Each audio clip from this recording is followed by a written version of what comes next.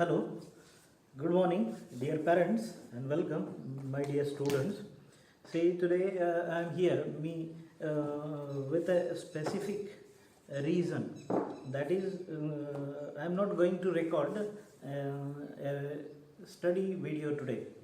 काय आज मी पाठवणार आहे याचे दोन प्रमुख कारणं आहेत की दोन व्हिडिओज मला बनवायचे होते. त्यातला हा पहिला व्हिडिओ आहे ऑनलाईन ट्युटोरियल.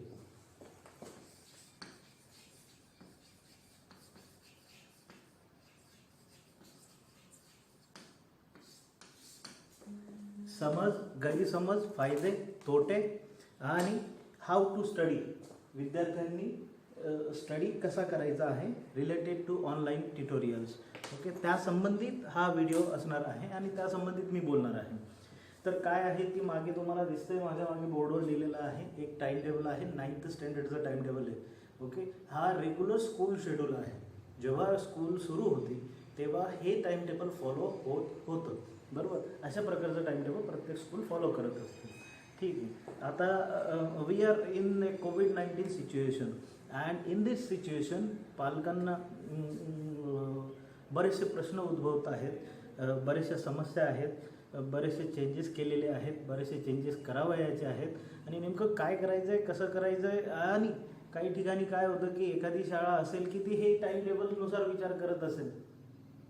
रोज इंग्लिशचा एक व्हिडिओ गेला पाहिजे, सायन्सचा एक गेला पाहिजे किंवा ऑनलाईन ट्युटोरियल घेतलं पाहिजे. तिकडून गुगल मीटवर शिक्षक सुरू करणार आणि मग सगळे विद्यार्थी जॉईन होतील, 30-40 विद्यार्थी, आणि मग त्याच्यावरती शिक्षकांनी शिकवायचं आहे. काय शिकवणार तुम्ही ते बघणार किंवा मुलगा जुडलेला आहे तेव्हा तुम्ही जुडणार काय. सो ऑल दिस थिंग्स एक ह्या व्हिडिओमध्ये मी कवर करणार आहे. ठीक आहे. आता first thing that I will tell you. इथे घरी माझा भाचा आलेला आहे, माझा भाचा. तर he is in Dhule, learning in Dhule. Okay, धुळ्यामध्ये तो एका शाळेत शिकवतो. It's a convent school and त्या शाळेमध्ये शिकत असताना तो आता 7वीमध्ये आहे. तर मी पाहतो की तो एक पिरियड रोज एक कुठला तरी टीचर ऑनलाईन घेत असतो गुगलवर. तिकडे टीचर युनिफॉर्म वगैरे घालून, इकडे माझा भाचा युनिफॉर्म वगैरे घालून बसतो आहे, कानात हेडफोन लावलेला आहे. कुठेतरी स्क्रीनवर तो टीचर काहीतरी लिप्स मूवमेंट होताना दिसत आहे. घरूनच शिकवत आहेत, work from home. I don't know what is going on. पण एक दिवस मी सहज त्याला विचारलं की आज कुठला पिरियड होता. He said it was English. जवळजवळ 45 मिनिट्सच्या आसपास चालला आणि 45 मिनिट्सच्या आसपास चालल्यानंतर मी विचार केला, अरे I missed. Basically I am English teacher. की थोडा आवाज वाढवला असतं तर मला ऐकू आलं असतं, मलाही कळलं असतं की what that teacher is teaching. बरोबर आहे, चुकीचं आहे, व्हॉट एव्हर इट इज, किंवा काही नवीन आहे. मग मला माझ्यासारख्या व्यक्तीला जर का पश्चाताप होऊ शकतो की मी ते ऐकू शकलो नाही, तर being a parent how you are going to manage if online teaching is done by some school, by any school. We are not doing it. Reasons I'll tell you. How you think that बस तो मुलगा कानात लावून बसलेला आहे म्हणजे शिकत आहे किंवा ते शिकलेलं त्याच्या डोक्यात जात आहे. Do you have any chance. मला नाही मिळाला. तसं केल्यावर त्या पालकांना तो चान्स मिळत असेल का की बरं आज जे शिक्षकांनी शिकवलं ते बरोबर होतं का, चुकीचं होतं का, त्याच्यात काय होतं, मॉनिटर होईल का, नाही होणार. सो वन थिंग, लूप होलमध्ये त्याच्या जे आहे it is uncontrolled.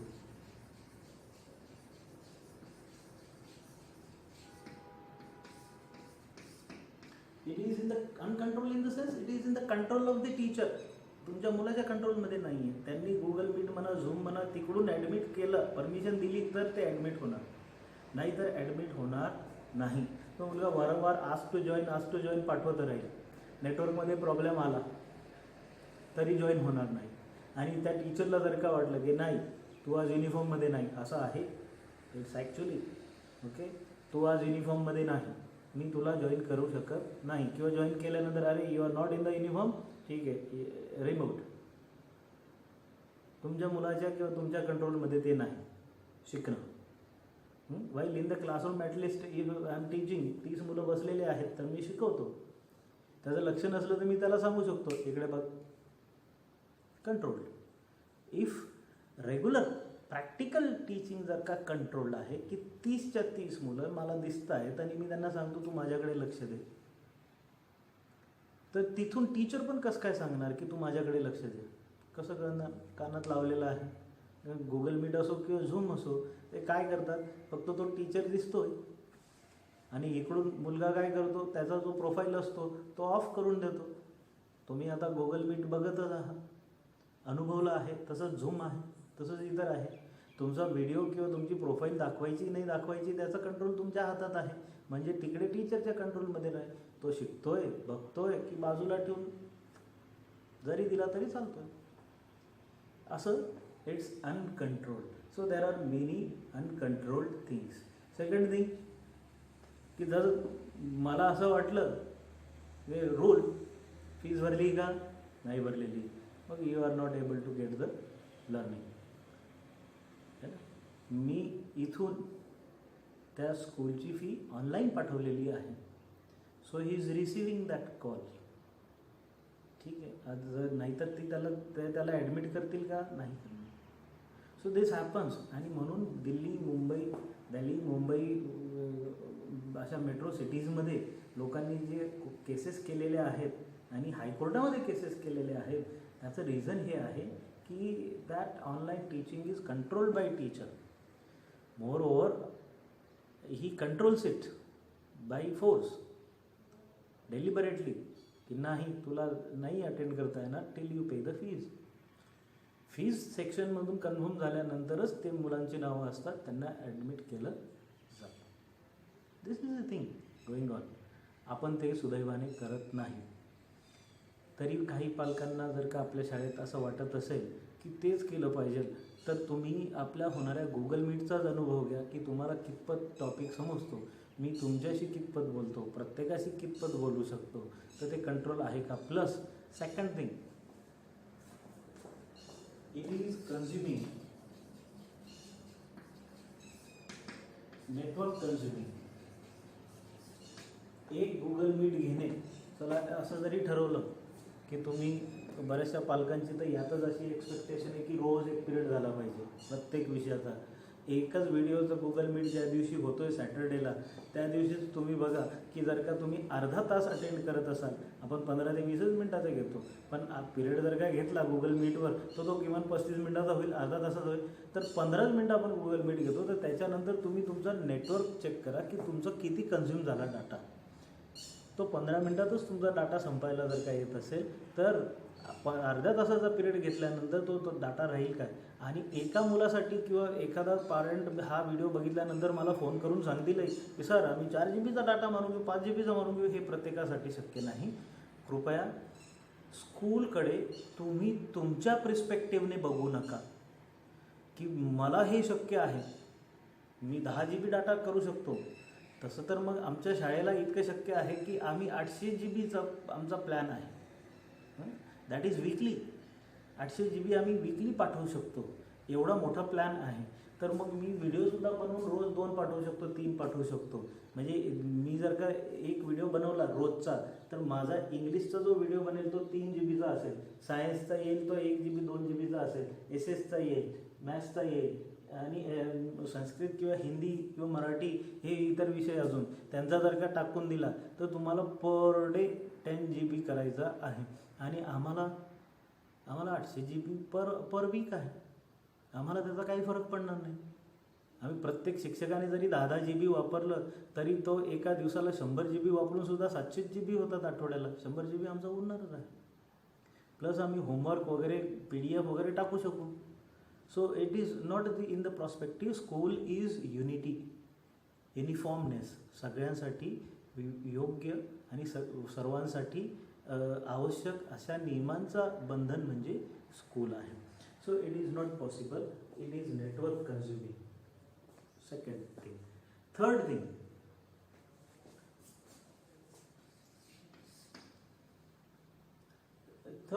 it is not targeting. See, it is not targeting on study. It is not targeting or study targeting. आता विषय काय असतो की समजा मला व्हिडिओ बनवायचा, जसं मी आता हा व्हिडिओ बनवतो आणि मी व्हिडिओ पाठवणार, तर मी काय करणार की मला काय लागणार आहे, 1-2 पुस्तकं लागणार आहे, एक स्टडी मटेरियल लागणार आहे आणि मी ते घेतो आणि ते मी करतो. ठीक आहे. मग मी व्हिडिओ बनवतो त्यावेळी मला कोणी डिस्टर्ब नाही करणार आहे किंवा मला कुठला विद्यार्थी विचारणार नाही की सर आवाज नाही येते की अमुक नाही होते किंवा सर मी 2 मिनटं ब्रेक घेऊ का. एखादा मुलगा ॲडमिट झाला आणि तो निघून गेला तर मग लगेच मी बघणार की ऑनलाईनवर अरे हा का निघून गेला. It is not study targeting. While videos बनवताना काय होणार की तो मी व्हिडिओ पाठवून देणार आणि तो व्हिडिओ तो 1 वेळा 2 वेळा 3 वेळा बघू शकतो. सो हे आहेत ऑनलाईनचे तोटे. ऑनलाईन गुगल मीट झूम वर शिकवण्याचे हे 3 प्रमुख तोटे आहेत आणि यातच सगळं काही आहे. आता व्हिडिओज आम्ही जे बनवून व्हॉट्सअपला पाठवतोय याचे फायदे काय होतात. 1, it is flexible in time. तुम्ही कधीही तो डाउनलोड करू शकता, कधीही बघू शकतात. आज नाही जमलं, आज वडील शेतात गेले किंवा मग आज वडील घरी नव्हते, काही कामाने बाहेर होते, तर ते व्हिडिओ उद्या बघता येणार, डाउनलोड करता येणार. आज डाउनलोड केलेला व्हिडिओ सकाळी पण बघता येणार, दुपारी पण बघता येणार, रात्री पण बघता येणार, उद्या पण बघता येणार, परवा पण बघता येणार. एकदा डाउनलोड केलेला व्हिडिओ तुम्हाला तुमच्या लॅपटॉपला पण घेता येणार. एकदा डाउनलोड केलेला समजा लिंक असेल, यूट्यूब लिंक पाठवली असेल तर ती लिंक तुम्ही कधीही बघू शकणार यूट्यूब चॅनलवर जाऊन. मी माझ्या यूट्यूब चॅनलवरून व्हिडिओ टाकतो तर ते कधीही तुम्ही बघू शकणार. हा झाला flexibility of time. 1, profit. What is the different. याच्यामध्ये फ्लेक्झिबिलिटी नाही आहे. तुम्हाला 8 वाजता बसायचं म्हटलं म्हणजे 8 वाजता व्हिडिओ सुरू होणार आहे, झूम कॉन्फरन्स सुरू होणार आहे 8 वाजता, तर 8 वाजताच बसावं लागणार. 9 वाजता तुम्हाला परत तो व्हिडिओ बघता नाही येणार आहे किंवा 9 वाजता तुम्हाला ती परत गुगल मीटिंग बघता नाही येणार की काय झालं होतं गुगल मीटिंगमध्ये. ठीक आहे. किंवा गुगल क्लासमध्ये काय शिकवण्यात आलं ते बघता नाही येणार आहे. But here in WhatsApp video जो आम्ही पाठवणार आहोत, लिंक पाठवणार आहोत, it is flexible. Time. It is flexible in time. It can be seen. 2, it is monitored. असं नाही की फक्त तुम्ही मॉनिटर करू शकता. तुम्ही मुलांनी बघितल्यानंतर तुम्ही सुद्धा बघू शकता बरा होता की कसा होता. आम्ही सुद्धा बघतोय की पाठवला की नाही पाठवला आहे की नाही. ठीक आहे. गुगल मीट जर का लावून दिलं, त्या टीचरचा अवेलेबिलिटी नाही झाली, ठीक, विद्यार्थ्यांची होऊ शकते समजा 40 विद्यार्थी अवेलेबल होऊन जाते, टीचरची अवेलेबिलिटी नाही झाली, गेला त्या दिवसाचा Google class. There are several problems. So it is monitored. Second thing, monitor करू शकतो आपण की हां व्हिडिओ पाठवला गेला, ठीक आहे, कसा बनला. बरं, त्याच्यामध्ये आम्ही सांगितलं की लोगो टाका, तर लोगो टाकलेला आहे की नाही टाकलेला आहे, शाळेचा लोगो, ठीक आहे. त्याच्यामध्ये तुम्ही होमवर्क दिलेला आहे का, त्याच्यामध्ये तुम्ही रिडिंगचं वर्क दिलं आहे का, मुलांना सांगितलं की हा लेसन रीड करायचा आहे का, पूर्ण लेसन शिकवून टाकला का, की मग फक्त त्याची एक ट्रॅक द्यायचा आहे की हे असा अभ्यास करायचा आहे मुलांना आणि हा असा लेसन वाचायचा आहे. त्याच्यानंतर मग तुम्ही मला त्याचे प्रॉब्लेम्स डिस्कस करा. सो ते कसं करायचं आहे ते आपण पुढे बघूया. But it is monitored. Second thing, हा प्रॉफिट आहे. ऑनलाईन व्हिडिओ पाठवण्याचा हा प्रॉफिट आहे. थर्ड थिंग,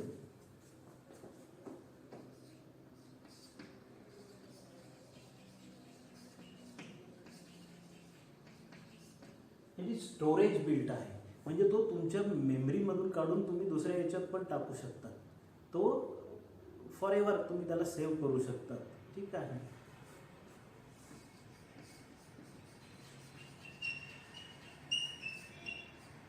याची नेटवर्क युटिलिटी आहे. म्हणजे जेव्हा तुमच्याकडे नेटवर्क असेल तेव्हा तुम्ही त्याला डाउनलोड करू शकता. राहिलं एवढंच नाही तर तो जेवढा व्हिडिओ नेटवर्कला घेतो तेवढाच तुमचा नेटवर्क घेईल. म्हणजे 2 GB असेल आणि त्याच्या डाउनलोडिंगसाठी 2 GB लागतील तर तो 2 GBच घेईल, त्याच्यापेक्षा जास्त नाही घेणार. कारण गुगल मीटमध्ये काय होतं की इकडून टीचर बोलत आहे हे पण अपलोड होतं आहे, तिकडून मुलगा बोलतो आहे ते पण अपलोड होतं आहे. दॅट मीन्स रीड होतं आहे. ते रीड झालं आहे, दोघं बाजूने रीड होतं आहे, तर त्याला निश्चितच तो अर्ध्या तासाचा जरी व्हिडिओ असेल तर त्याला जास्तीचा डाटा तो खाणार. पण ह्याच्यात तसं नाही होणार. ह्याच्यात काय होतं की ऑलरेडी व्हॉट्सअपमध्ये टाकताना तुम्ही एक व्हिडिओ बनवा आणि तो जर का 2 GB चा झाला तर तो व्हिडिओ काय करतो, तो 17 MB चा करून पाठवून देतो, 18 MB चा करून पाठवून देतो. भले त्याची थोडीशी क्वालिटी डाऊन होत असेल बट तो त्याच्यात पाठवून देतो. तो HD नाही होणार. तो थोडासा साधा व्हिडिओ हे करताना व्हॉट्सअपमधून जाताना किंवा यूट्यूबमधून जाताना अपलोड होताना त्याची क्वालिटी थोडीफार वेगळी होत असेल, मान्य आहे. बट तो नेटवर्क जे आहे ते जेवढं प्रॉपर आहे तेवढंच घेतं, त्याच्यापेक्षा जास्त नाही घेतं. म्हणजे it is network plan. So हे नेटवर्क प्लॅन असे हे जे 4 फायदे आहेत आणि म्हणून आपण काय करतो आहे की आपण याला प्रेफरन्स दिलेला आहे व्हिडिओ पाठवण्याला. इन्स्टेड आपण ऑनलाईन ट्युटोरियलला प्रेफरन्स दिलेला नाही. आता दुसरा मुद्दा म्हणजे की किती व्हिडिओज पाठवले पाहिजेत. काय केलं की मागच्या गुगल मीटिंगमध्ये काही पालकांनी सांगितलं की नाही जास्त पाठवा, आपण सिलेबसमध्ये मागे पडतो आहे, असं होतं आहे, किंवा हे पालकांचे प्रश्न आहे किंबहुना डाऊट्स आहेत. मी पालकांना असं म्हणेल की एज्युकेशन इज इम्पॉर्टंट है ना. आता कालच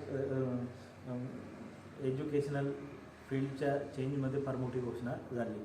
मार्चपासून जेव्हा माझ्याकडे पालक येत होते, काही बरेच पालक आले, माझ्याशी चर्चा केली, काहींनी मला चांगला वेळ दिला, तर मी त्यांना बऱ्याचशा पालकांना बोललो की आता सरकार काय करणार आहे.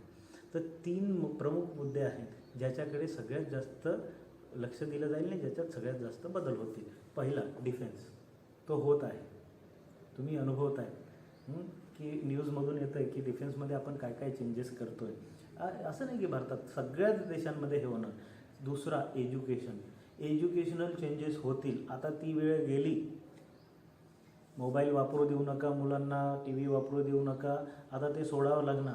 आता काही ना काही मोबाईलचा म्हणजे जसं आपण जर का एक चांगला प्लॅन दिला मुलांना, लिव्हिंग ऑफ लाईफ, ओके, चांगला प्लॅन दिला तर त्याच्यामध्ये आपण जसं अर्धा तास व्यायामाचा ठेवू, सकाळी उठायला पाहिजे, लवकर व्यायाम करायला पाहिजे, योगा करायला पाहिजे, संध्याकाळी फिरायला पाहिजे, असं काही जरी अर्धा तास जर का आपण त्याच्यात दिला तर आता 1 तास मोबाईलचा द्यावा लागणार. काही पालकांनी बायजूस घेतलं, काही पालकांनी कुठलं ॲप घेतलं, ओके, ते ॲप घ्यायला पाहिजे किंवा नाही घ्यायला पाहिजे याच्यावर आपण नंतर कुठल्या तरी सत्रामध्ये चर्चा करू, ठीक आहे.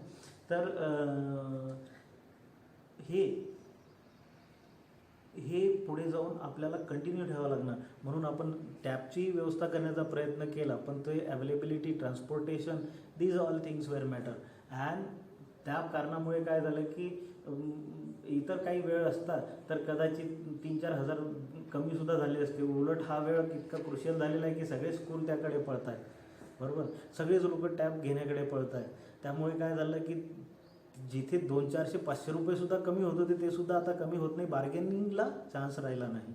मग ते देण्यापेक्षा आम्ही असा विचार केला की पालकांनी स्वतः घ्यावं, त्याच्यामध्ये आमच्याकडे यावं, आम्ही ते ईमेलमध्ये टाकून देऊ, त्याचं ॲप मागवून ते तुम्हाला पाठवून देऊ. So that is the thing happening now. आता माझा जो भाग आहे की ज्यासाठी हा व्हिडिओ बनवत आहे तो म्हणजे की समजा रेग्युलर स्कूल असती तर 9th स्टँडर्डचा एक टाइम टेबल मी घेतलेला आहे. कुठल्याही क्लासचं असतं तर ते थोडंफार असंच असणार, थोडेफार चेंजेस होते. त्याच्यात PT पिरियड आहे, IT पिरियड आहे, आर्ट पिरियड आहे, लायब्ररी पिरियड आहे आणि इतर सगळे सब्जेक्ट्स घेतलेले आहेत, ठीक आहे. नाव इन रेग्युलर टाइम टेबल एक 5 पिरियड किंवा 6 पिरियड इंग्लिशचे असणार, ठीक आहे. प्रमुख विषयांचे जसं इंग्लिश, सायन्स, मॅथ्स, SS यांचे 6 पिरियड्स आपण ॲडजस्ट करतो, लावतो, ठीक आहे. तर आपले 9 ते 10 पिरियड रोज होतात आणि त्याच्यामध्ये हे पिरियड्स असे ॲडजस्ट केले जातात. एक सॅटर्डे ॲक्टिव्हिटी आपण रेग्युलरली आपल्या स्कूलमध्ये सॅटर्डे ॲक्टिव्हिटी हा प्लॅन आपण लावलेला आहे. त्याच्यामुळे आपण सॅटर्डे नो स्टडी हा प्लॅन आपण घेत होतो. तर एक त्या अनुषंगाने जर का बघितलं तर आपण आपल्या शाळेविषयी बोलूया, इतरांची कंपॅरिझन करण्याची किंवा इतर काय करतायत आणि तो असं करतोय म्हणून मी तसं करायला पाहिजे ह्या मताचा मी कधीच राहिलो नाही. Every child is a self factory आणि तिची स्वतःची सिस्टीम असते. बरोबर. आणि ती स्वतःच्या सिस्टीमवर काम करत असते, म्हणून एका मुलाला दुसऱ्या मुलाशी कम्पेअर करणं पण मी योग्य समजत नाही.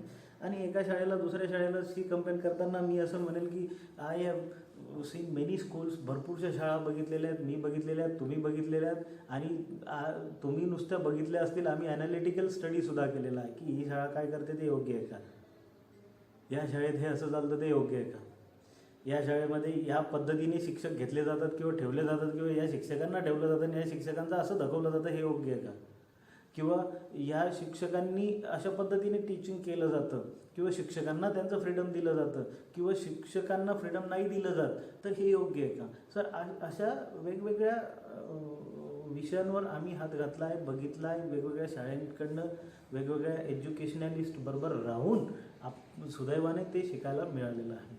तर मी असं म्हणेल की इवन काही वेळा काय होतं की काही शाळा पालकांच्या मीटिंग्स घेतात, बरं पालकांनी मग हे सजेशन्स दिलेत, बरं ठीक आहे लागू करून टाका. ह्या सगळ्याच गोष्टी व्हायला पाहिजे किंवा नाही व्हायला पाहिजे हा दुय्यम भाग झाला, हा दुय्यम भाग झाला. ह्याच्यावर मी असं म्हणेल की प्रत्येक शाळेने जेव्हा आपले एम आणि विजन डिसाईड केलेलं असतं की आमचा काय उद्देश आहे, एखादा व्यक्ती असतो की समजा मला जर का वाटलं की ठीक आहे मला या एज्युकेशन फील्डमधलं चांगली माहिती आहे, तर मी काय करणार, एक शाळा काढणार. आणि मला माहिती आहे की शाळेत पैसे कुठे वाचवता येतात आणि कुठे कमवता येतात. सो माय एम जर का असा असेल की मग मी साधीसुधी एखादी बिल्डिंग बांधून टाकायची, सरळ सरळ फक्त मुलं बसतील, 40 मुलं बसले पाहिजेत, 50 मुलं बसले पाहिजेत, 60 मुलं बसले पाहिजेत, जेणेकरून एक शिक्षक तो कसा शिकवतो तो दुय्यम भाग असून, पण 60 मुलं त्याच्या डोक्यावर टाकायचे, मला एका वर्गातनं 60 मुलांची फी आली पाहिजे तरच मला परवडेल. काही शाळांचा उद्देश वेगळा असेल, बरोबर. आणि असू शकतं एखादी शाळा काय करत असेल की आपण एका प्रॉस्पेक्टिव्हला एका पॉईंटला बघत असतो, बरोबर. तुम्ही संपूर्ण काय आहे की एज्युकेशन हा भागच असा नाही आहे की 5वीचं पुस्तक सर तो 5वीमध्ये आहे आणि त्याला 5वीमध्ये ना की 80% पडले, बरोबर. आणि मग आता तो 6वीत त्याचं सिलेबस वाढून जाणार. मग त्याच्यापेक्षा मी काय करतो, हे CBSE की नाही त्याला पेलवत नाही असं मला वाटतं, मग मी काय करतो स्टेट बोर्डात टाकून देतो. का म्हणून पालक असा विचार करायला लागले, का म्हणून पालक असा विचार करायला लागले. पालक हे काही म्हणजे अनमॅच्युअर्ड पीपल नाही, तुम्ही सगळे मॅच्युअर्ड लोक आहात. तुम्ही जर का विचार केला तर तुम्ही डिटेल ॲनालिसिस करू शकतात, एका शाळेचं संपूर्ण हे काढू शकतात की ही शाळा किती टक्के चांगली आहे.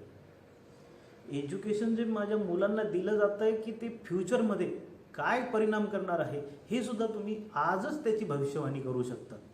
मग असं असताना मी पालकांना सांगावं किंवा मी असा व्हिडिओ बनवावा हे ठीक आहे, एक व्यावहारिकदृष्ट्या माझं कर्तव्य आहे म्हणून मी केलंच पाहिजे, मी करतच आहे. पण पालक लोक असा विचार करताना का विचार करत नाहीत की मला माझ्या मुलाला काय भविष्यात बघायचं आहे. मला तरी असं वाटतं की प्रत्येक पालक तो या शाळेचा असो किंवा इतर कुठल्याही शाळेचा असो, 20 वर्षानंतर जेव्हा मुलगा शिकून तयार होईल, व्यवस्थित त्याचं लाईफ जगण्यासाठी जेव्हा तो रेडी होईल, तेव्हा तुम्ही त्याला काही असं एक वाक्यात सांगणार आहेत का, बघ मी तुला आता शिकवलं, तो आता मोठा झाला, मग आता तू नोकरीला लागला की महिन्याच्या महिना मला पगार आणून द्यायचा आहे. असं काही होणार आहे का? असं नाही होणार. 101% तुम्ही असं करणारच नाही आहे.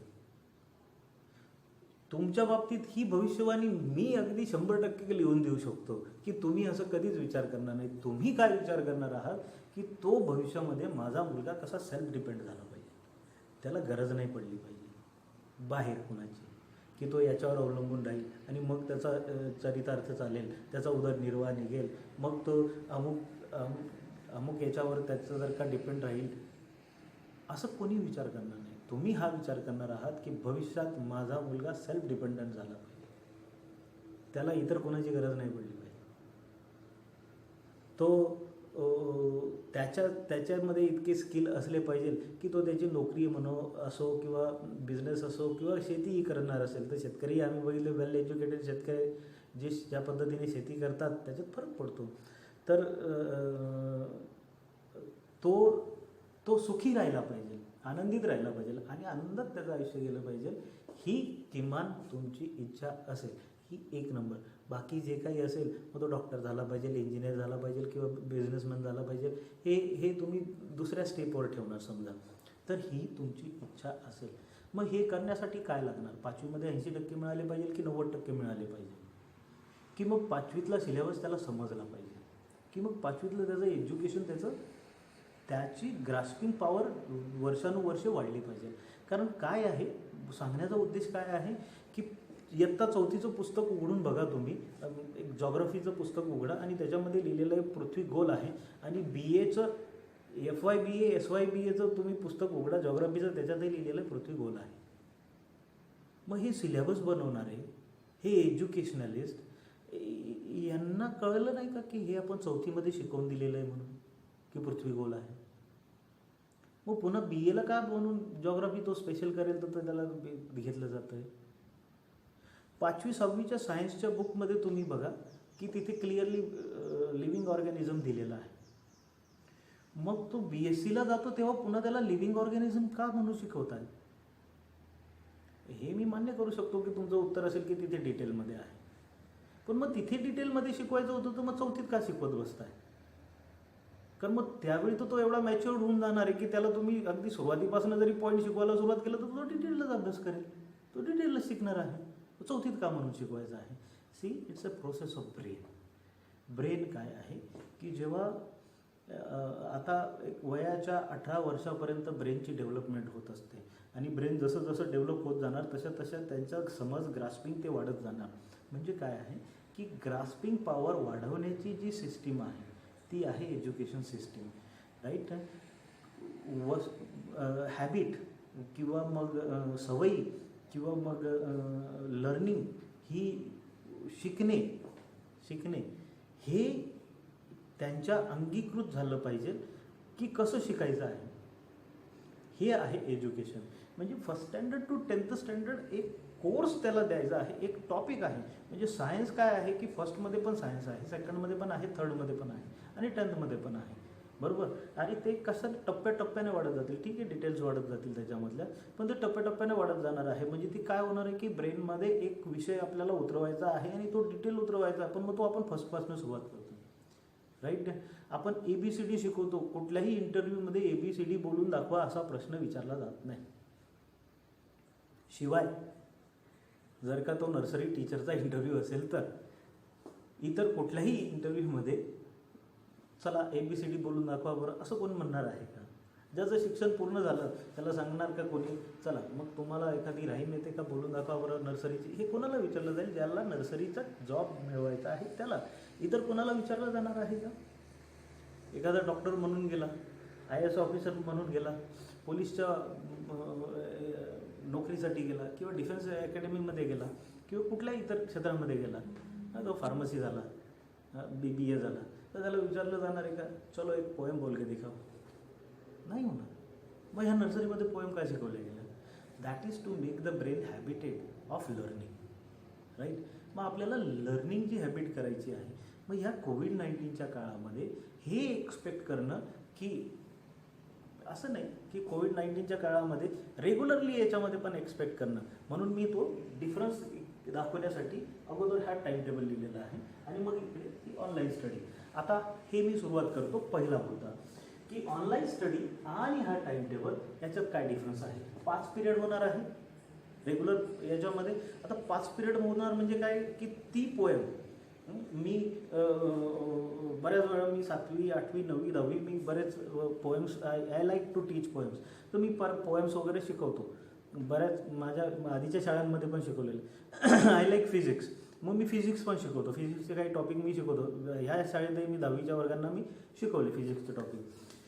मॅथ्स मला वाटतं बोलावं असं तर मी वर्गांमध्ये जाऊन मी मॅथ्स शिकवतो, पण मी मॅथ्स शिकवतो म्हणजे त्यात तो विषय नाही शिकवत.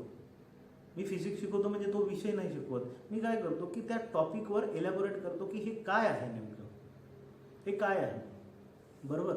तर त्यांना ते समजायला पाहिजे, त्यांच्या ग्रास्पिंगमध्ये आलं पाहिजे. मग ते हे 5 पिरियड कशासाठी असतात की एक टॉपिक, एक लेसन, एक युनिट त्या 5-6 पिरियड जास्तीचे लावून ते इलॅबोरेट केले जातात, त्याचे डिफिकल्ट वर्ड्स दिले जातात, त्याचं रीडिंग घेतलं जातं, लिटरली रीडिंग करायला लावतात टीचर, रीडिंग घेतलं जातं, त्याच्यामध्ये त्यांना समजवलं जातं की हां बेटा मग हे कसं करायचं आहे, बरोबर. त्याच्यानंतर ओरली ते क्वेश्चन आन्सर सॉल्व करून घेतले जातात आणि मग होमवर्क दिला जातो. म्हणजे 5 किंवा 6 दिवसामध्ये एक लेसन पूर्ण होतो आणि मग तो होमवर्क घरी तो मुलगा करतो. मग ऑनलाईन स्टडीमध्ये काय होणार आहे, आपण एकच व्हिडिओ टाकतो, एका व्हिडिओमध्ये ते संपूर्ण तो जो लेसन आहे ज्या प्रकारे शिकवलं पाहिजे इम्पॉर्टंट पार्ट ते शिकवून देण्याचा प्रयत्न केला जातो. आणि मग बाकीचं जे आहे जसं मग त्यांनी रीडिंग केलं पाहिजे, मग त्यांनी डिफिकल्ट वर्ड्स लिहिले पाहिजे, त्याचं डिफिकल्ट वर्ड्सचं मिनिंग डिक्शनरीमधून बघितलं पाहिजे, हे आपण त्याच्यामध्ये इन्स्ट्रक्शन देणार आहोत किंवा त्या इन्स्ट्रक्शन दिल्या जात आहे किंवा मुलांनी ते केलं पाहिजे. आणि ती ऑनलाईन स्टडी कसा करावा ते मी येथे आता दाखवणार, ठीक आहे. मग ही आपली एक्सपेक्टेशन आहे की असं झालं पाहिजे. मग ह्या 5 पिरियडच्या बदल्यामध्ये एक व्हिडिओ आहे, म्हणजे पर डे आपण फक्त एक व्हिडिओ पाठवत आहोत. आणि इतर जे सब्जेक्ट्स आहेत मग त्यांचं PDF फाईल जाते किंवा इमेज जाते किंवा मग होमवर्क जाते किंवा मग आर्टचा असेल त्यांनी काहीतरी आठवड्यातनं 2 व्हिडिओ टाकायचे, म्युझिकचा असेल त्यांनी आठवड्यातनं 2 आठवड्यातनं 1 व्हिडिओ टाकायचा आहे. मग म्युझिकला तेवढा जास्त प्रॅक्टिस करावी लागते. त्याच्यानंतर मग PTचा असेल तर त्यांनी 2 आठवड्यातनं एखादा व्यायाम प्रकार शिकवायचा आहे आणि तो त्यांनी रेग्युलरली अंगीकृत करायचा आहे, to be habited, okay, inculcated. So हे टाइम टेबल जेव्हा इथे जाईल तेव्हा त्याचा जो रेशो असेल तो कसा होईल. म्हणजे 8 वाजता आपण इथे शाळा 8:30 वाजता पहिला पिरियड सुरू होत आहे आणि 2 वाजता तो संपणार आहे, ठीक आहे. ते 8 ते 2 जवळजवळ 6 तास. आता ह्या 6 तासाचा रेशो ऑनलाईन स्टडीमध्ये आपण एकेका व्हिडिओमध्ये आणतोय. म्हणजे एक व्हिडिओ, एका सब्जेक्टचं PDF, एका सब्जेक्टचं होमवर्क, एकाचा व्हिडिओ, एकाचा PDF, एकाचा होमवर्क आणि एकाचं फक्त काहीतरी PPT प्रेझेंटेशन वगैरे आहे आणि एखादा सब्जेक्ट टीचर फक्त काहीतरी इन्स्ट्रक्शन देतो की कालचा व्हिडिओ बघितला का, अमुक केलं का, हे केलं का, ते केलं का, हे होत आहे. हा रेशो होत आहे. हा रेशो का होत आहे याचं मी एक छोटंसं एक्सप्लेनेशन देतो. काय आहे की बघा प्रिय पालकांनो, मला हे सांगायचं आहे या व्हिडिओमध्ये की एक सब्जेक्टचा पिरियड झाला इंग्लिशचा अर्ध्या तासाचा, ठीक आहे. त्याच्यानंतर तो पिरियड डिस्टर्ब होतो. म्हणजे काय की मुलगा तो रिलॅक्स केला जातो, सोडला जातो, ब्रेक दिला जातो. इंग्लिश अर्धा तास शिकायचं, त्याच्यानंतर सायन्स शिकायचं, त्याच्यानंतर ब्रेक, टिफिन ब्रेक, त्याच्यानंतर दुसरा कुठला तरी ब्रेक, त्याच्यानंतर पुन्हा एक टीचर बदलला. म्हणजे कंटिन्युटी का? कंटिन्युटी नाही, कंटिन्युटी नाही.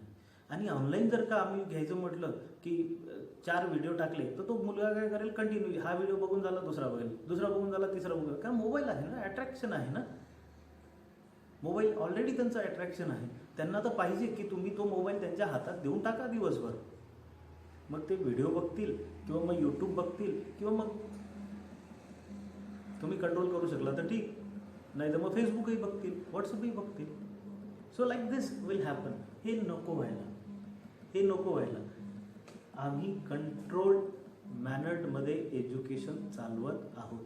अनकंट्रोलला म्हणजे या ऑनलाईन ट्युटोरियलला आम्ही सरळ सरळ फळी मारून दिली नाही घ्यायचं.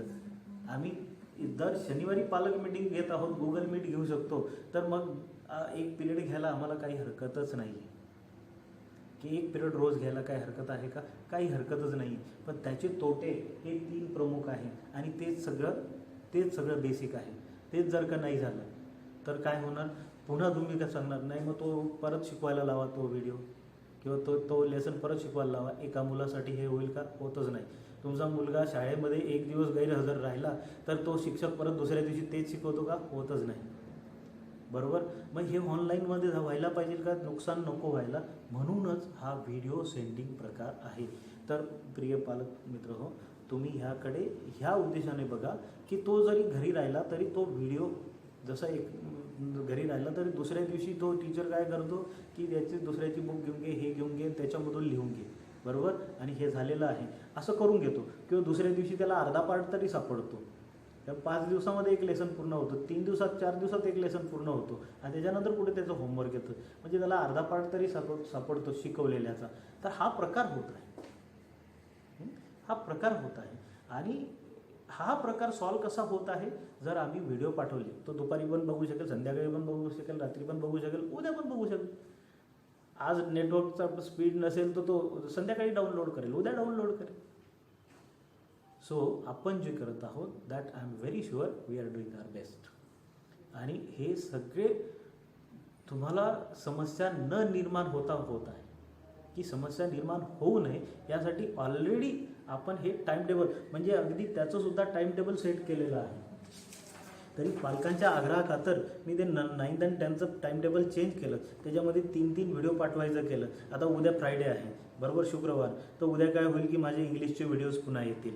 आज मी SS चे व्हिडिओ नाही टाकलेले. आज मी काय करणार आहे की SS चे फक्त होमवर्क किंवा रीडिंग वर्क किंवा त्याचे पॉईंट्स वगैरे टाकणार आहे. तर उद्या तुमचे फ्रायडे त्याचे व्हिडिओ येतील पुन्हा इंग्लिशचे. मग म्हणजे ते 3 वाढवले. आता एक व्हिडिओ जरी बघितला तर आता हा जो रेशो मी काढून दिला की हा 6 व्हिडिओच्या याच्यावर 6 टीचिंग लेसनच्या याच्यावर फक्त 1 व्हिडिओ येतोय, हे सगळं येतंय, बरोबर. हा प्रकार होतोय, म्हणजे होत नाही असं नाही. आणि हे करताना आपण काय करतोय की इट्स नॉट ए बर्डन, ते बर्डन नाही बनत. आज जर का 3 4 व्हिडिओ टाकायचं म्हटलं तर बर्डन बनेल. मग पालक सहज म्हणतील की नाही मूल कशासाठी, त्याच्यासाठी जे त्यांना थोडं बर्डन द्या. ठीक आहे ना, बर्डन द्या, पण बर्डन पण कसं असलं पाहिजे, बर्डन पण कसं असलं पाहिजे, जेव्हा ते कंट्रोल असलं पाहिजे. आम्ही इथे जेव्हा शिकवतो आवाज नको करू, इकडे बघ, माझ्याकडे लक्ष दे, हे कंट्रोल होतं. ते कंट्रोल होणार आहे का? तुमच्याकडे असलं, तो घरी बसला, ते कंट्रोल होणार आहे का? तो बघतो जे की आवाजच करतोय किंवा ते ग्रास्पिंग होतं जे नाही होणार आहे. So best way video sending is good. आणि त्याच्यामध्ये एक व्हिडिओ टाकवला, एक व्हिडिओ टाकला आम्ही आठवड्यामध्ये, तर काय होतं की पालक पण बघतात, मॉनिटर करतात, अरे आज व्हिडिओ आला नाही किंवा उशिरा आला, लोड झाला नाही झाला, त्याच्यामध्ये मेसेज पण टाकतात हा व्हिडिओ नाही आला, बरोबर, किंवा व्हिडिओ आला तर मग याच्यामध्ये सर आवाज येत नाही. आम्हाला पालक फोन करतात. हे काय झालं, म्हणजे तुम्ही मॉनिटर करताय, म्हणजे मुलं तुम्हाला सांगतायत समस्या, म्हणजे मुलगा त्या व्हिडिओची वाट बघतोय. आणि तेच जर का आम्ही बर्डन वाढून टाकलं तर ते वाट बघण्याऐवजी काय होईल की ते बर्डनसारखं होईल. आणि थोड्या दिवसानंतर काय करेल की तोच कुठेतरी 1-2 व्हिडिओ लॅप्स करेल, जाऊ दे आजचं काय बघत नाही, आज मूड नाही. सो आता हा मूड हा शब्द आला, याचं छोटंसं एक्सप्लेनेशन सांगतो की mood is the best medium of transferring knowledge. हे माझं पर्सनल मत आहे. मूड चांगला असेल आणि मी औरंगाबादच्या लेण्यांमध्ये उभा असेल आणि माझा मूड चांगला असेल तर तो हिंदीत जरी सांगत असेल, मराठीत जरी सांगत असेल किंवा इंग्रजीत जरी सांगत असेल तर तो काय सांगतोय हे माझ्या आयुष्यभर लक्षात राहील की ह्या लेण्या कशा. आणि मी जेव्हा केव्हा माझ्या मुलांनाही घेऊन जाईल तेव्हा मी मला तेव्हा गाईडची गरज नाही, मी सरळ सांगेन हां हे लेणी यावर्षी बांधल्या गेली, असं झालं तसं झालं, याचा इतिहास असा आहे. Y mood. आणि माझा मूडच चांगला नसेल, माझी शिकायची आज इच्छाच नसेल आणि मला कोणीतरी शिकवलं तर ते मी बिअर करणारच नाही, ते मी ग्रास्प करणारच नाही किंवा माझं ब्रेन त्याला घेणारच नाही. So mood is the best medium of transferring knowledge. Medium of transferring knowledge हे एक वाक्य आहे.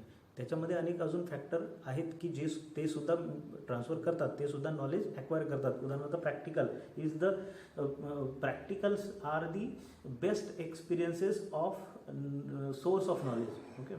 सो ते काय होतं की जर एखादं प्रॅक्टिकली आपण बघितलं की अरे हां असं केलं की असं होतं हां, तर मग ते काय होतं ते कायमस्वरूपी लक्षात राहून जातं.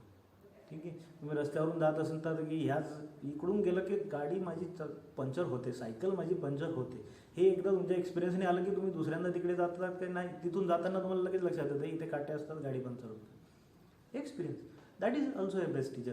So there are several things. But mood is now. Mood का की मुलं घरी आहे, दिवसभर तुम्ही त्यांना खेळू देणार नाही, म्हणजे घराबाहेर जाऊ देणार नाही, मग घरातच ठेवणार, मग मोबाईलच त्यांना अलाउड पण करावं लागणार किंवा TV अलाउड करावं लागणार किंवा काहीतरी गेम्स खेळणे, बसणे वगैरे, उठणे काहीतरी अलाउड करावं लागणार. ऑल दीज थिंग्स ह्याच्यामध्ये त्यांचा जेव्हा मूड होईल तेव्हा जर का ते व्हिडिओ बघू शकतील, त्यांच्या टायमाप्रमाणे बघू शकतील, so that is a best one. आणि त्याच्यामध्येही एक लिमिटेड सोर्समध्ये असेल तर ते आतुरतेने बघतील आणि त्याची वाट बघतील आणि ते करण्याचा प्रयत्न करतील, है ना. तर हा एक भाग होईल. दुसरा महत्त्वाचा मुद्दा असा होता की आपण हे जे करतोय, बरोबर, एक व्हिडिओने करतोय, 2 व्हिडिओने करतोय, तर हा काय होईल की त्यांच्यातलं टू एज्युकेट वन सेल्फ आहे ना, तो eagerness will not die. That eagerness काय म्हणणार त्याला, उत्सुकता ही मरणार नाही, ती संपणार नाही, ती जागृत राहील आणि ती नेहमी राहील, ती नेहमी राहील. तर प्रिय पालक, मला सांगताना हा मुद्दा मांडताना मला हे वाटतं की तुम्हीसुद्धा उलट ह्या ज्या बाबी असतील, ज्याच्याने आपण आतापर्यंत मुलांना डील करत होतो, चालले शाळेतनं आला, अभ्यासाला बस, होमवर्क करून घे, तुम्हीसुद्धा आता तुमच्या इन्स्ट्रक्शनमध्ये एक बदल करा. की काय होणार आहे की मुलं जेव्हा शाळेत येत होते ना, ते खेळायचे, पळायचे, आणि मी तर बिलकुल मी ह्या मताचा आहे की खेळणारा पळणारा माझा विद्यार्थी आहे, मी ह्या मताचा आहे. तर ते आता ते खेळायचे, पळायचे, ग्राउंडवर जायचे, चालताना ही त्यांची रोटेशन होत होती, फिजिकली ते त्यांची एनर्जी वापरत होते, ते होत होतं. आता घरामध्ये तुम्ही त्यांना किती पळायला सोर्स देणार आहात? ठीक आहे, एक 5000 स्क्वेअर फीट चं तुमचं घर असू शकतं, ठीक आहे, पण तुम्ही त्याला किती ओपन सोर्सेस दिलेले आहेत? किंवा मग तुम्ही रोज शेतामध्ये घेऊन जातात का त्यांना पळायला, खेळायला, व्यायाम करायला घेऊन जात असाल तर अगदी welcome, very good, you are doing the best thing that I will say. पण इथे ती एक्सरसाइज होत होती. तर म्हणून मी तुम्हाला विनंती करू इच्छितो की तुम्ही आता थोडासा सेट ऑफ इन्स्ट्रक्शन चेंज करा.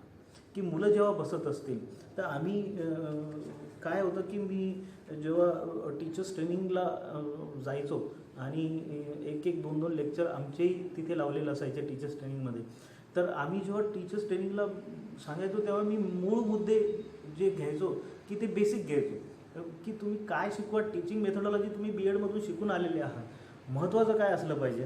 तुम्ही सांगायचो की काय असतं की लिहिताना आहे ना 90 डिग्रीचा अँगल झाला पाहिजे, म्हणजे हा तुमचा हात जो आहे, कोपरा जो आहे, हा 90 अंशामध्ये झाला पाहिजे. हा जर का मुलगा असा वाकला तर हा जो अँगल आहे हा कमी झाला, म्हणजे तो असा वाकतो. आणि वाकून लिहिण्याने काय होईल की तुम्ही एक्सपिरियन्स केला असेल, जे डॉक्टर लोक असतील, इंजिनियर लोक असतील, ऑफिसमध्ये बसणारे लोक असतील, ते जर का मान खाली करून काम करत असतील ना, तर त्यांना इथे कॉलर बोन, मानेचं दुखणं हे कायमस्वरूपी लागणारच कधी ना कधी, रोज एका दिवसाआड हे मानदुखी होणार. आता ही जर का मुलांना आपण आजपासून सवय नाही लागली तर तुम्ही इन्स्ट्रक्शन चेंज करा. ते जेव्हा बसतात, बघतात, तेव्हा अभ्यास करतात, तेव्हा कुबड काढून बसतायत की ताट मान करून बसतात. मी नेहमी सांगतो, शाळेतही सांगतो, अगदी तुम्ही मुलांना विचारा, मी शाळेतही सांगत असतो. एक्झाम पिरियडमध्ये तर मी मुलांना हात लावून अगदी त्यांचं असं डोकं मागे करतो, ताट erect, sit erect, straight, keep your backbone straight, then you right. तर मुलांना ही सवय लावणं अतिशय महत्त्वाचं की 90 डिग्री अँगलमध्ये हे एवढ्या दुरून तर त्यांना दिसतंच, अजिबातच त्यांची आयसाईट कमजोर नाही आहे, पण ही हॅबिट की जवळ जाण्याची, बघण्याची, ती हॅबिट ती मोडायला पाहिजे.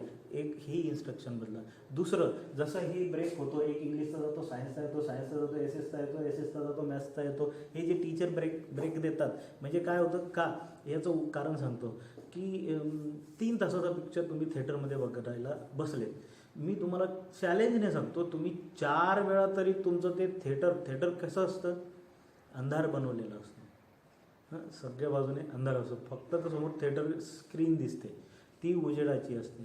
तुम्हाला थिएटरमध्ये तुम्ही भरपूर वेळा एक्सपिरियन्स केला असेल की आपले पायसुद्धा आपल्याला दिसत नाही, एवढा अंधार मेंटेन केलेला असतो.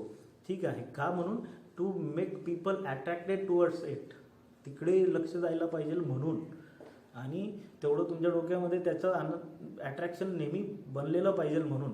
नाहीतर काय होईल की ते अट्रॅक्शन नाही बनलं तर तुम्ही 2-4 पिक्चर बघणार, नंतर थिएटरमध्ये जाणार नाही, तो बिझनेस चालणार नाही त्यांचा.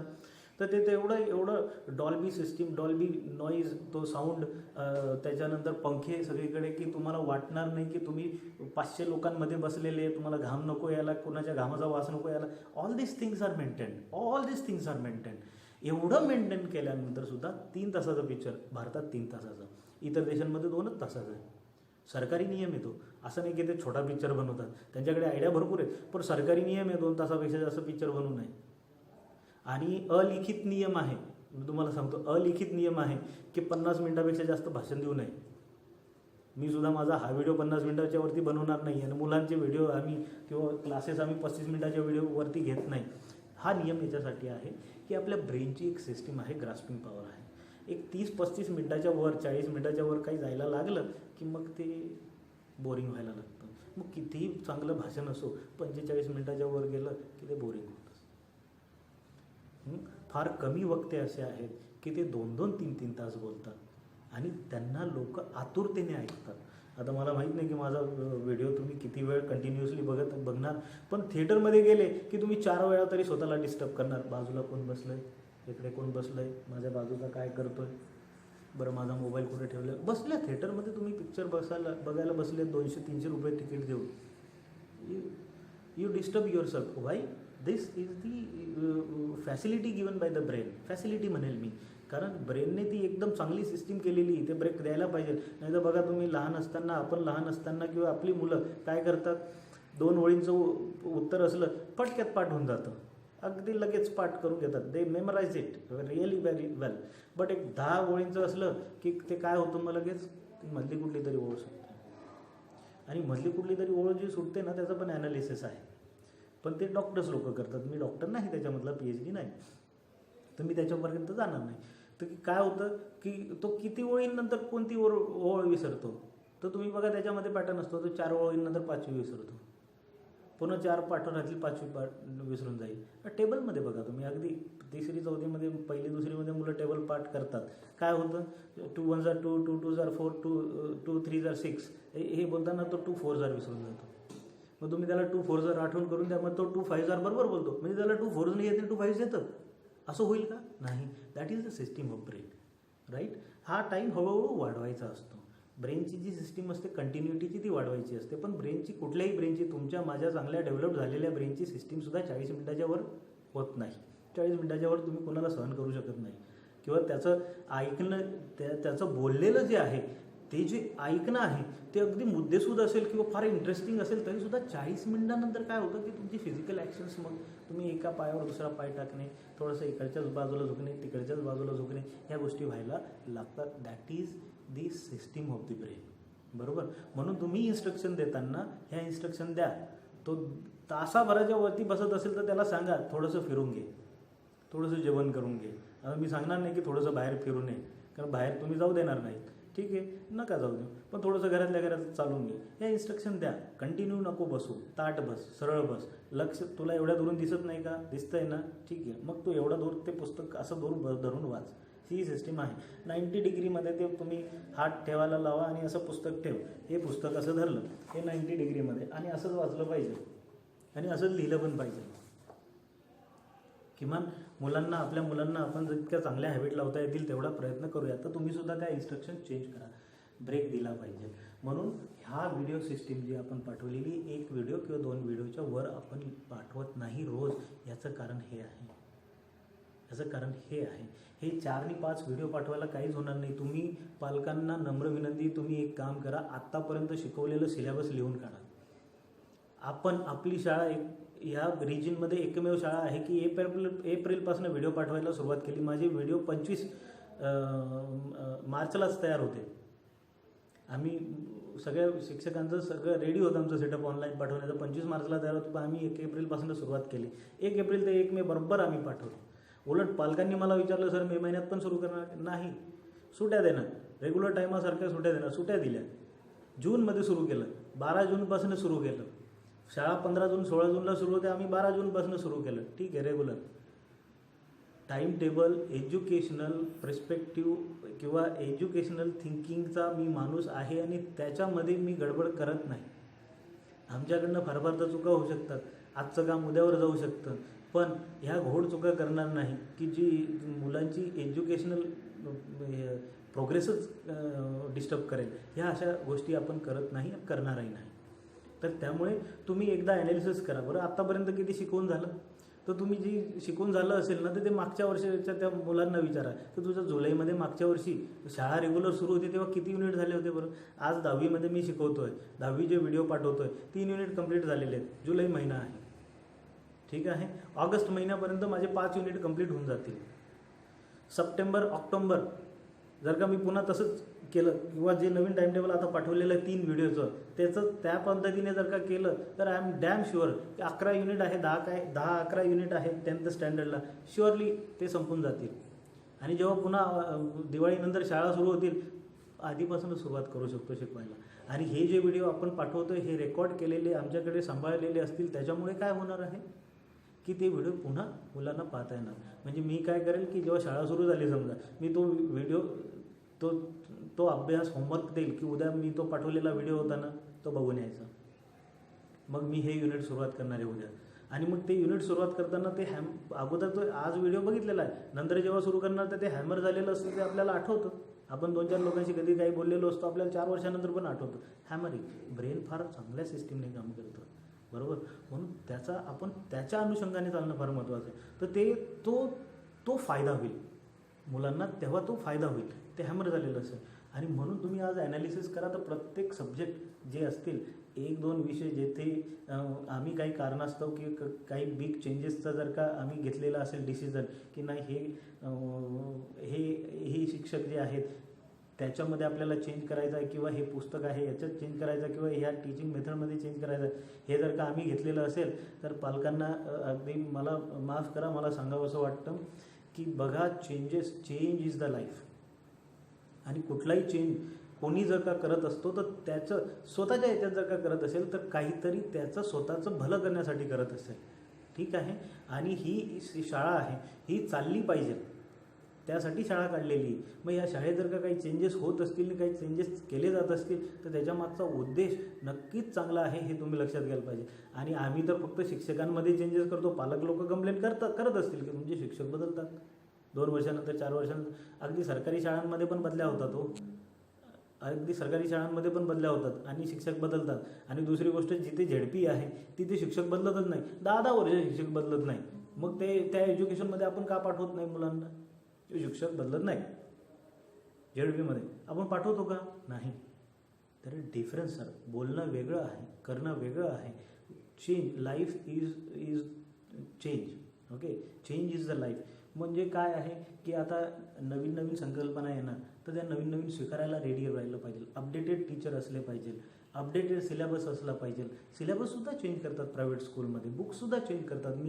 मी हे पुस्तकं लावले आधीचे जे पुस्तकं होते त्याच्यामध्ये काय होतं की सेमिस्टर सिस्टीम होती. तुम्ही बघा त्याच्यात फरक तुम्हाला दिसेल की का लावलं का चेंज केला गेला आणि आता मुलांमध्ये काय फरक आहे तोही तुम्ही जाणवला असेल. तर सर ॲनालिटिकल स्टडी करा. आणि मी असं म्हणेन की चेंजला घाबरून चालत नाही. आता आजची परिस्थिती आहे की काल केंद्र सरकारने सगळं सिस्टीम चेंज करून टाकलं. 12वी बोर्डच काढून टाकलं 10वी बोर्डच काढून टाकलं. कुठलंच बोर्ड नाही राहणार आहे का. म्हणून हा आमूलाग्र बदल शिक्षणामध्ये आणण्याचं काय कारण शिक्षण चांगलं करण्यासाठी आणलं असेल ना. शिक्षणामध्ये काहीतरी चांगलंच आणावं म्हणूनच हे आणत आहेत. सो चेंज होण्याला काही म्हणजे त्या गोष्टीकडे फक्त निगेटिव्हलीच बघितलं पाहिजे असं कृपया नका.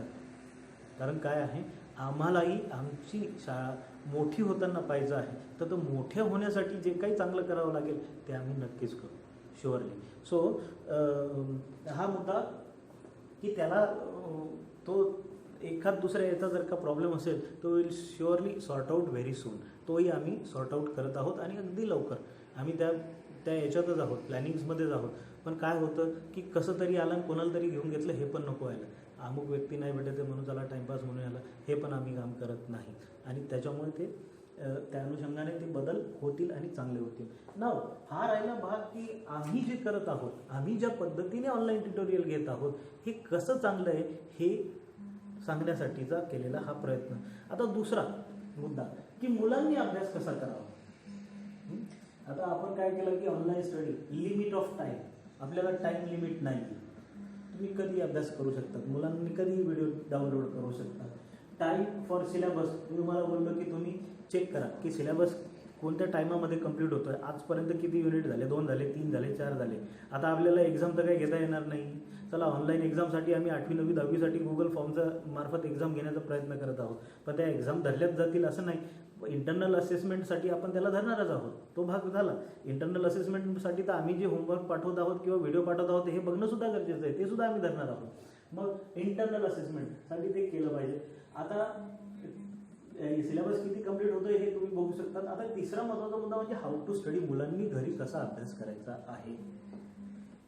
काही मुलांना वाटतं आमच्याकडे नवीन ॲडमिशन पण झालेले आहे, मग त्या आधीच्या शाळेमधून किंवा आधीच्या ट्युशन टीचरकडे की इतकं शिकवलं जात होतं. आता ट्युशन टीचर ही फार मोठी जबरदस्त भानगड आहे की आम्ही आमच्यासारखी शाळा की जी 20,000 25,000 30,000 पगार देते आणि काय म्हणते तुम्ही इंग्लिश आणि एस शिकवायचं,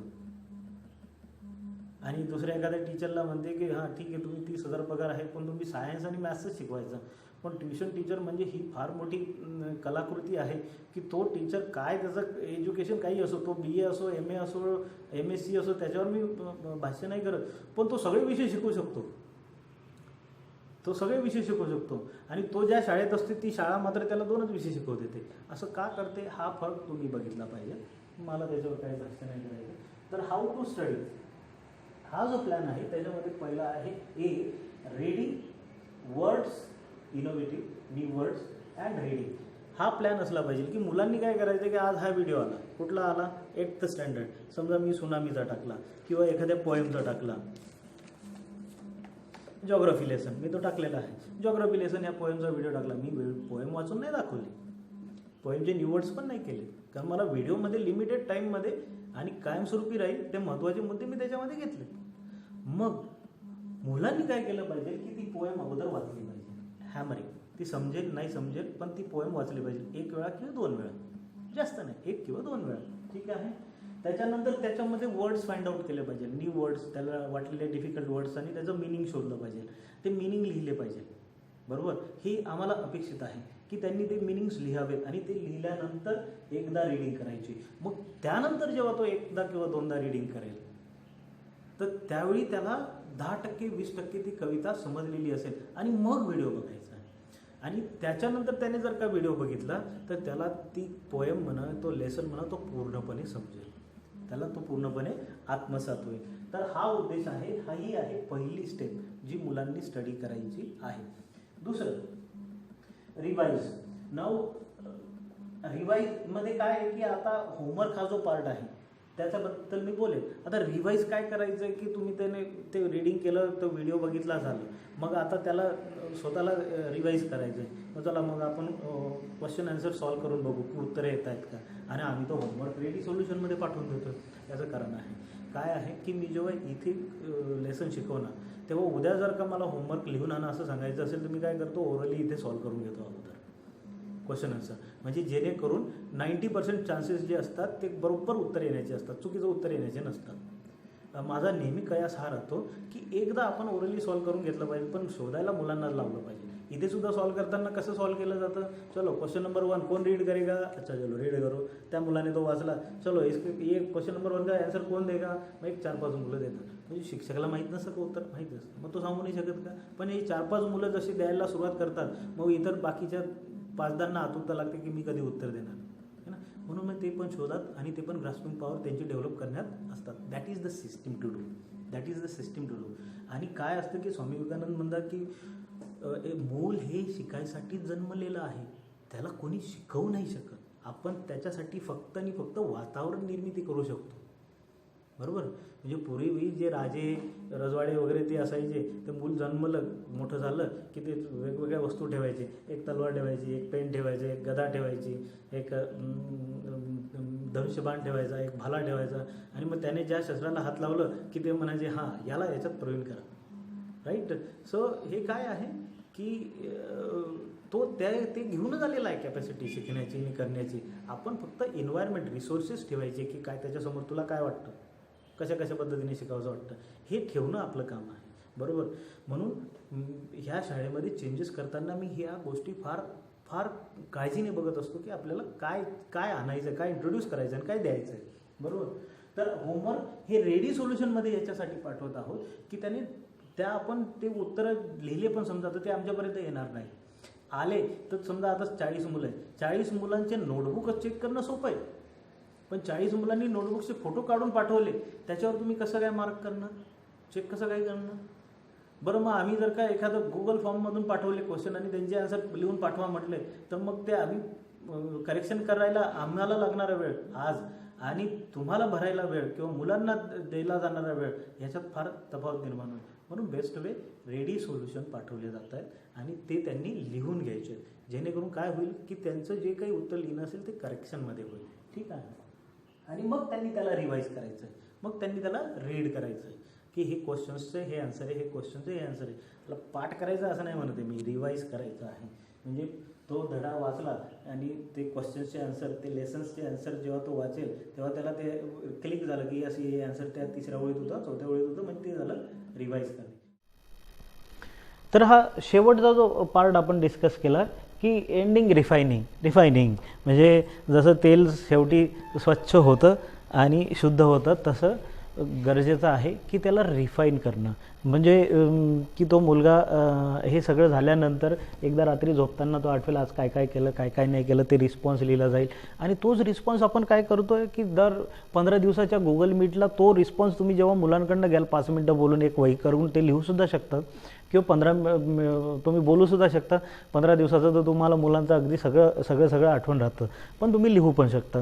तर त्या एंडिंग रिफायनिंगमध्ये काय होईल की तुमचा रिस्पॉन्स, मुलांचा रिस्पॉन्स, काय कळलं काय नाही कळलं ते तुम्ही लिहून 15 दिवसाची ही जी गुगल मीट आपण पालकांशी घेत आहोत त्याचा हा उद्देश आहे. आम्ही केलेल्या कार्यापासून पळायचं नाही आहे की हां आपण व्हिडिओ पाठवून दिले आणि संपून गेलं, आम्ही ऑनलाईन ट्युटोरियल घेतोय ना, मग तुमचे मुलं नव्हते तर आम्ही काय करणार, नेटवर्क नव्हतं तर आम्ही काय करणार, ह्या गोष्टी सांगून मला स्वतःला किंवा शाळेच्या रोलला त्याच्यातनं काढायचं नाही. कारण ही मुलं काही आता कायमची गेली नाही एज्युकेशनल फील्डमधून निघून. 6 महिन्यानंतर माझ्याकडे येणार आहे आणि मला शिकवायचं आहे.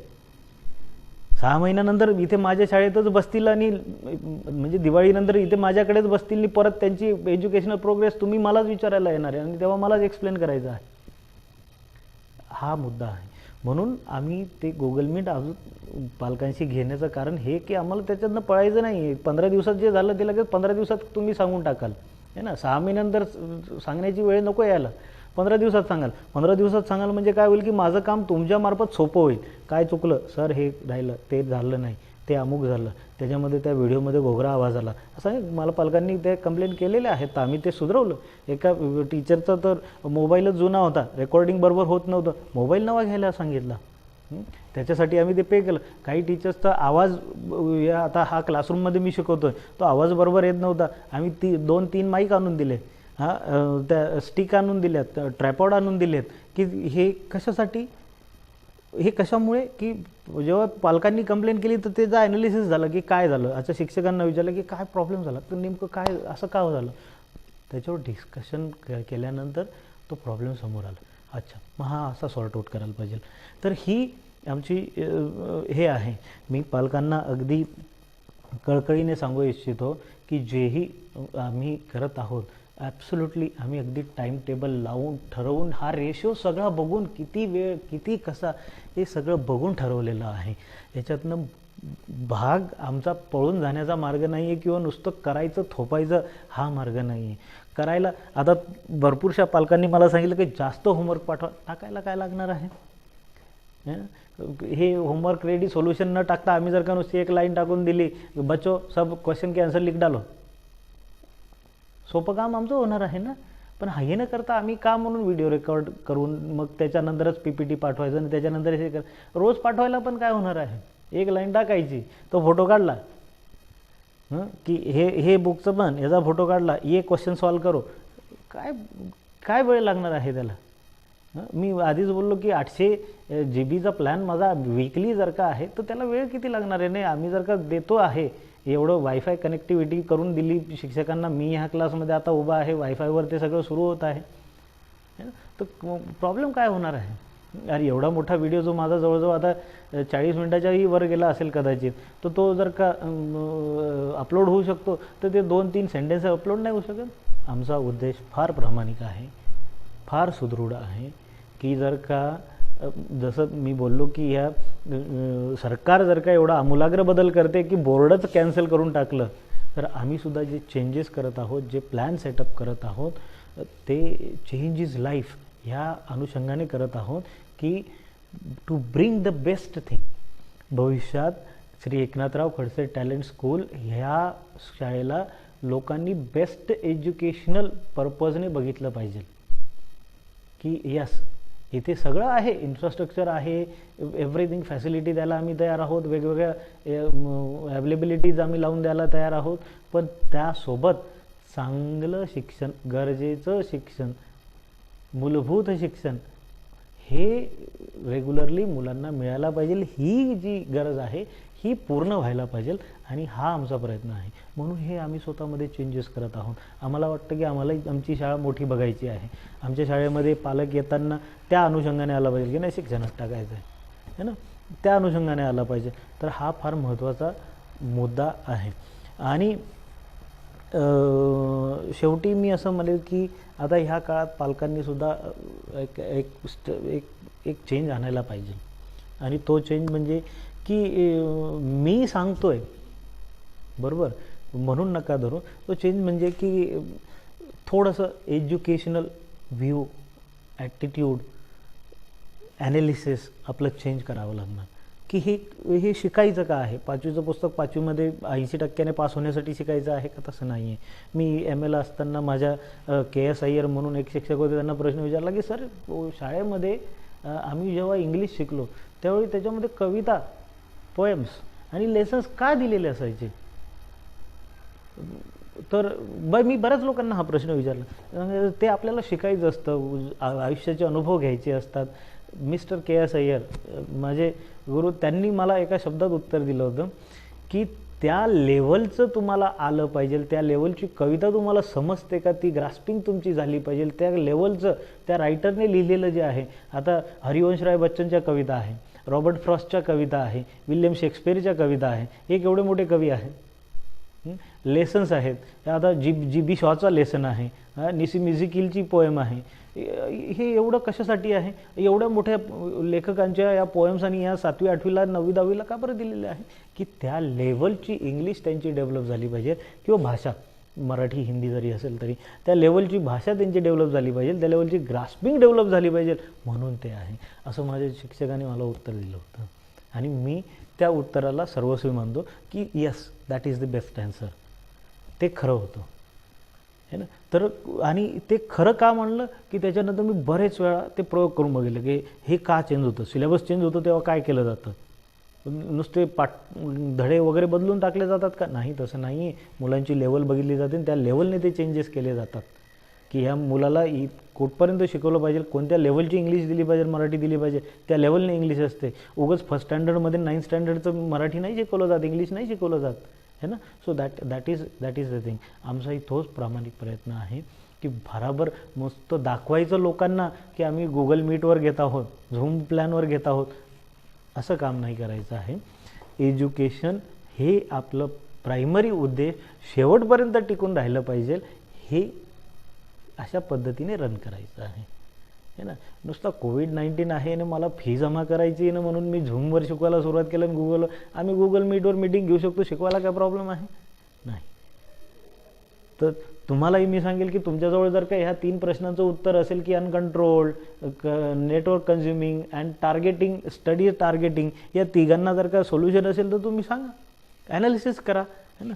आणि मी असं म्हणेल की एक मी सांगतोय म्हणून हे एज्युकेशनल विचार आहे असं नाही. तर काय आहे की हे जग प्रसिद्ध आहे है ना, आणि जगमान्य आहे की मी जे बोलतोय ते जगमान्य आहे. मी कुठून तरी चांगल्या लोकांकडून शिकून आलेलो आहे. तर तुम्हालाही त्या व्यावहारिक याच्यामध्ये त्याचं नॉलेज आहे. तुम्ही अजून त्याचा ॲनालिसिस करू शकतात की काय करायला पाहिजे, काय नाही करायला पाहिजे. तर कृपया पालकांना एवढीच विनंती आहे की कुठल्याही याच्यात आपल्या किमान आमच्या एज्युकेशनल पर्पजने जे आम्ही करतोय हे सगळं, तुम्ही हे याउलट मी असं म्हणेल की आपण जे करत आहोत ते कितपत योग्य आहे आणि याच्यात अजून काय चेंजेस आणता येईल त्यासाठी कृपया नक्की मला सजेशन द्या. You are always welcome. मी नेहमी चांगले सजेशन इथेसुद्धा आणि माझ्या आधीच्या जीवनातसुद्धा ॲक्सेप्ट केलेले आहेत आणि तसे बदलाव केलेले आहे. तर एवढ्यासाठी हा व्हिडिओ होता, एवढ्यासाठी हा प्रयत्न होता. जर काही अजून काही राहिलं असेल तर तुम्हाला नक्की सांगा. पुढच्या आठवड्यात मी अजून एक व्हिडिओ टाकणार आहे. तो म्हणजे की हा जो नवीन चेंज आता आमूलाग्र बदल शिक्षणात केला तो आम्हाला मान्यच आहे. श्री एकनाथराव खडसे टॅलेंट स्कूल त्या निर्णयाशी बिलकुल सहमत आहे आणि मी पर्सनली ते एकदम 100% सहमत आहे की हे झालंच पाहिजे. पण मी व्हिडिओ याच्यासाठी टाकणार आहे की हा जो बदल केंद्र शासनाने केला याच्या आपण कितपत जवळ आहोत, ट्रॅकवर आहोत, मागे आहोत, पुढे आहोत, करणार आहोत, नाही करणार आहोत, तर ह्या विषयाशी संबंधित एक व्हिडिओ मी पुढच्या आगामी काळामध्ये